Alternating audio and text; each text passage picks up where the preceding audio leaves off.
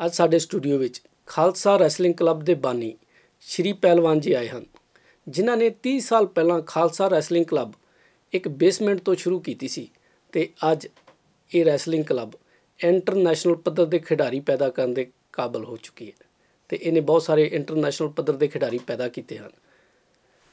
Welcome to our studio ਸ਼੍ਰੀ ਪਹਿਲਵਾਨ ਜੀ।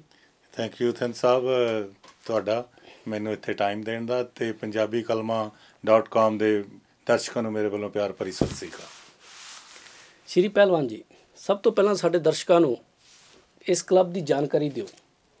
Thank ਸਾਹਿਬ, ਇਹ ਜਿਹੜੀ ਕਲੱਬ ਆ ਤਕਰੀਬਨ ਅਸੀਂ 30 ਸਾਲਾਂ ਤੋਂ ਸ਼ੁਰੂ ਕੀਤੀ ਆ, ਪਹਿਲਾਂ ਬੇਸਮੈਂਟਾਂ ਤੋਂ ਲਾ ਕੇ ਅੱਜ ਕੱਲ੍ਹ ਸਾਡੇ ਕੋਲ ਇੱਕ ਵੱਡਾ ਫਾਰਮ ਦੇ ਵਿੱਚ ਬਾਣ ਆ, ਜਿਹਦੇ ਵਿੱਚ ਅਸੀਂ ਪ੍ਰੈਕਟਿਸ ਕਰ ਰਹੇ ਹਾਂ।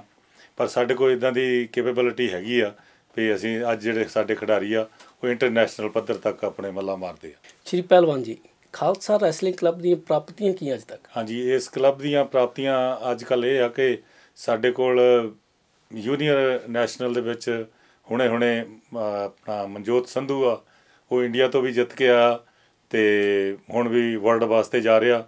ਪਿਛਲੇ ਸਾਲਾਂ ਦੇ ਵਿੱਚ ਗੁਰਦੀਪ ਬੀਸਲਾ ਸੀ, ਉਹ ਵਰਲਡ ਦੇ ਵਿੱਚੋਂ 10th ਆਇਆ ਸੀ। ਇਸ ਵੇਲੇ ਹੁਣੇ SFU ਦੇ ਵਿੱਚ ਇੱਕ ਨੈਸ਼ਨਲ ਟੂਰਨਾਮੈਂਟ ਹੋਇਆ, ਜਿਸ ਦੇ ਵਿੱਚ ਇੰਟਰਨੈਸ਼ਨਲ ਪਹਿਲਵਾਨਾਂ ਦੀ ਵੀ ਸਿਲੈਕਸ਼ਨ ਹੋਈ ਆ ਕੈਡੈਟ ਦੇ ਵਿੱਚ, ਜਿਨ੍ਹਾਂ ਦੇ ਵਿੱਚ ਪਰਮ ਢੇਸੀ ਮੇਰਾ ਲੜਕਾ ਉਹ ਫਸਟ ਆਇਆ, ਅਮਰ ਢੇਸੀ ਉਸ ਤੋਂ ਛੋਟਾ ਉਹ ਵੀ ਫਸਟ ਆਇਆ। ਇਹ ਦੋਨੋਂ ਕੈਨੇਡਾ ਦੀ ਟੀਮ ਲਈ ਇਸ ਵੇਲੇ ਸਿਲੈਕਟ ਹੋ ਗਏ ਆ ਔਰ ਇਹਨੇ ਮੈਕਸੀਕੋ ਜਾਣਾ ਆ। ਜੇ ਉੱਥੋਂ ਇਹ ਫਸਟ ਸੈਕੰਡ ਥਰਡ ਪੋਜੀਸ਼ਨ ਲਿਆਉਣਗੇ ਤਾਂ ਫਿਰ ਇਹ ਯੂਥ ਓਲੰਪਿਕ ਲਈ ਇਹਨਾਂ ਦੇ ਟਰਾਇਲ ਆ ਉੱਥੇ ਜਿਹੜੇ ਮੈਕਸੀਕੋ ਦੇ ਹੋਣੇ ਆ।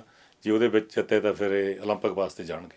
ਯੂਥ ਓਲੰਪਿਕ ਇਹ ਕਿੱਥੇ ਹੋ ਰਹੀ ਹੈਗੀ ਹੈ ਜੀ? ਇਹ ਯੂਥ ਓਲੰਪਿਕ ਅਗਸਤ ਦੇ ਮਹੀਨੇ ਵਿੱਚ ਸਿੰਗਾਪੁਰ ਦੇ ਵਿੱਚ ਹੋ ਰਹੀ ਹੈ। ਪਰਮਵੀਰ ਢੇਸੀ ਜੀ, ਤੁਹਾਡਾ ਸਵਾਗਤ ਹੈ ਸਾਡੇ ਸਟੂਡੀਓ ਵਿੱਚ। ਸਭ ਤੋਂ ਪਹਿਲਾਂ ਸਾਡੇ ਦਰਸ਼ਕਾਂ ਨੂੰ ਆਪਣੀਆਂ ਪ੍ਰਾਪਤੀਆਂ ਦੱਸੋ ਕਿ ਅੱਜ ਤੱਕ ਤੁਸੀਂ ਕੀ ਪ੍ਰਾਪਤੀਆਂ ਕੀਤੀਆਂ? ਪੰਜਾਬੀ ਕਲਮਾਂ.com ਦੇ ਸਾਰੇ ਵਿਊਅਰ ਨੂੰ ਪਰਮਵੀਰ ਸਿੰਘ ਢੇਸੀ ਤੋਂ ਸਤਿ ਸ਼੍ਰੀ ਅਕਾਲ। ਮੇਰੇ ਅਚੀਵਮੈਂਟ ਹੈ 2 ਵਾਰੀ ਮੈਂ ਨੈਸ਼ਨਲ ਚੈਂਪੀਅਨਸ਼ਿਪ ਜਿੱਤਿਆ ਵਾ, ਐਂਡ ਨਾਲੇ ਟੀਮ BC ਦੇ ਨਾਲ ਪਿਛਲੇ ਸਾਲ ਕੈਨੇਡਾ ਗੇਮ ਦੇ ਦੂਜੀ ਪੋਜੀਸ਼ਨ ਲੈ ਕੇ ਆਇਆ ਸੀ। ਨਾਲੇ ਪਿਛਲੇ ਵੀਕਐਂਡ ਜਿਹੜੇ ਹੋਏ ਸੀ ਟਰਾਇਲ, ਇੱਥੇ ਨੈਸ਼ਨਲ ਚੈਂਪੀਅਨਸ਼ਿਪ ਹੋਈ ਸੀ, ਉੱਥੇ ਵੀ ਮੈਂ ਪਹਿਲਾ ਨੰਬਰ ਲੈ ਕੇ ਆਇਆ ਸੀ।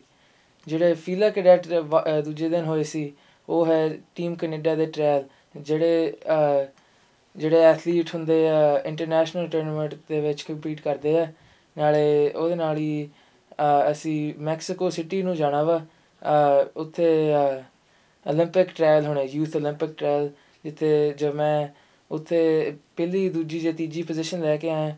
ਅਗਸਤ ਦੇ ਵਿੱਚ ਯੂਥ ਓਲੰਪਿਕਸ ਹੋਣੀਆਂ, ਪਹਿਲੀ ਵਾਰੀ ਹੋਣੀਆਂ, ਨਾਲੇ ਉੱਥੇ ਮੈਂ ਰੈਪਰਜੈਂਟ ਕਰੂੰਗਾ ਕੈਨੇਡਾ ਦਾ।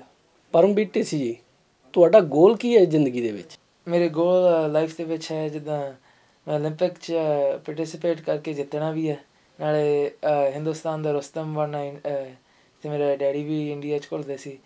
ਉਸ ਦੇ ਨਾਲ ਮੈਂ ਸਕੂਲ ਵਾਈਜ਼ ਪੋਸਟ ਸੈਕੰਡਰੀ ਕਰਕੇ ਕੋਈ ਜਿੱਦਾਂ ਮੈਡੀਕਲ ਫੀਲਡ ਦੇ ਵਿੱਚ ਜਾਣਾ ਵਾ, ਕਰਕੇ ਮੇਰੇ ਗ੍ਰੇਡ ਵੀ AB ਹੁੰਦੀ ਹੈ। ਤੁਸੀਂ ਹਰ ਰੋਜ਼ ਕਿੰਨੇ ਘੰਟੇ ਪ੍ਰੈਕਟਿਸ ਕਰਦੇ ਹੋ ਜੀ? ਅਸੀਂ ਐਵਰੀਡੇ ਪ੍ਰੈਕਟਿਸ ਕਰਦੇ ਹਾਂ। 2 ਵੇਲੇ ਹੁੰਦੇ ਆ, 2 ਘੰਟੇ ਸਵੇਰ ਨੂੰ, 2-3 ਘੰਟੇ ਸ਼ਾਮ ਨੂੰ।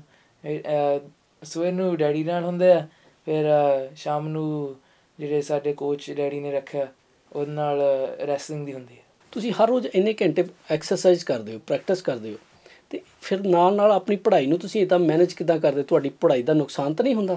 ਨਹੀਂ, ਟਾਈਮ ਮੈਨੇਜ ਕਰਨਾ ਪੈਂਦਾ ਵਾ ਆਪਣਾ। ਜਿੱਦਾਂ ਆਫਟਰ ਸਕੂਲ ਪੜ੍ਹਾਈ ਕਰਕੇ ਫਿਰ ਸਟੇਟ ਟੂ ਪ੍ਰੈਕਟਿਸ ਜਾਣਾ ਪੈਂਦਾ। ਨਾਲੇ ਜਦੋਂ ਆਪਾਂ ਪ੍ਰੈਕਟਿਸ ਵੀ ਕਰਦੇ ਹਾਂ ਉਹਦੇ ਨਾਲ, ਜਦੋਂ ਚੈਂਪੀਅਨਸ਼ਿਪ ਜਿੱਤਦੇ ਹਾਂ, ਸਕੂਲ ਦੇ ਨਾਲ ਵੀ ਬੈਨੀਫਿਟ ਹੁੰਦਾ, ਕਰਕੇ ਕ੍ਰੈਡਿਟ ਤੁਹਾਡੇ ਕੋਰਸਾਂ ਨੂੰ ਕ੍ਰੈਡਿਟ ਵੀ ਮਿਲਦੇ ਐਕਸਟਰਾ। ਜਿੱਦਾਂ ਜਿਹੜੇ ਦੂਜੇ ਨਿਆਣੇ ਜਿਹੜੇ ਨਹੀਂ ਸਪੋਰਟਸ ਕਰਦੇ ਉਹ ਤੋਂ ਤੁਸੀਂ ਹੈਡ ਵੀ ਹੋ ਜਾਂਦੇ ਆ। ਸ਼੍ਰੀ ਪਹਿਲਵਾਨ ਜੀ ਅਤੇ ਪਰਮਵੀਰ ਢੇਸੀ ਜੀ, ਤੁਹਾਡਾ ਥੈਂਕ ਯੂ ਸਾਡੇ ਸਟੂਡੀਓ ਵਿੱਚ ਆਉਣ ਲਈ ਅਤੇ ਇੰਨੀ ਜਾਣਕਾਰੀ ਸਾਂਝੀ ਕਰਨ ਲਈ। ਤੁਹਾਡਾ ਵੀ ਬਹੁਤ ਧੰਨਵਾਦ, ਅਤੇ ਤੁਹਾਡੇ ਸਾਰੇ ਦਰਸ਼ਕਾਂ ਦਾ ਵੀ ਅਸੀਂ ਤਹਿ ਦਿਲ ਤੋਂ ਸ਼ੁਕਰਗੁਜ਼ਾਰ ਕਰਦੇ।